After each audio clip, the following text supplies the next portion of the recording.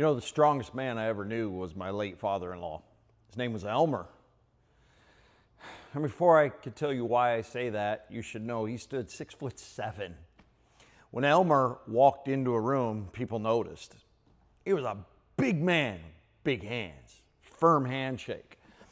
And he had a presence that could be a little intimidating if you didn't know him well. But after spending enough years around Elmer, I realized his greatest strength had nothing to do with his size.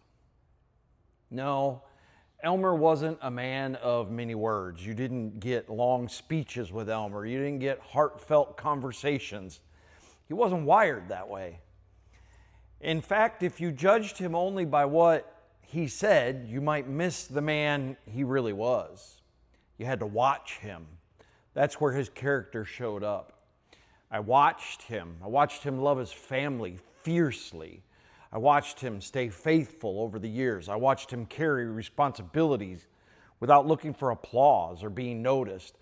Life handed him plenty reasons to complain, but I don't ever remember him spending much time doing that. He'd shoulder the load. He'd keep moving forward. And Elmer, he'd do whatever needed to be done. Day after day, year after year, he did it. The older I've gotten, the more I've realized that consistency is one of the rarest qualities a man could possess.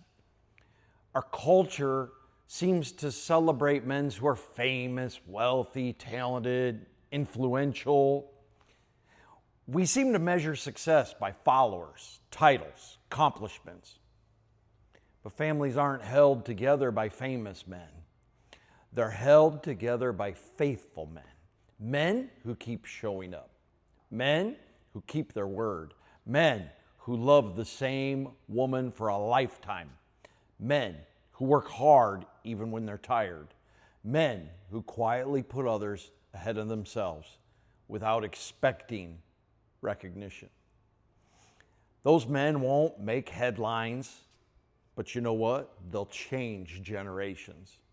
Looking back, Elmer probably had no idea he was teaching me anything. I don't think he was trying to necessarily leave a legacy. He was simply living one. That's the difference.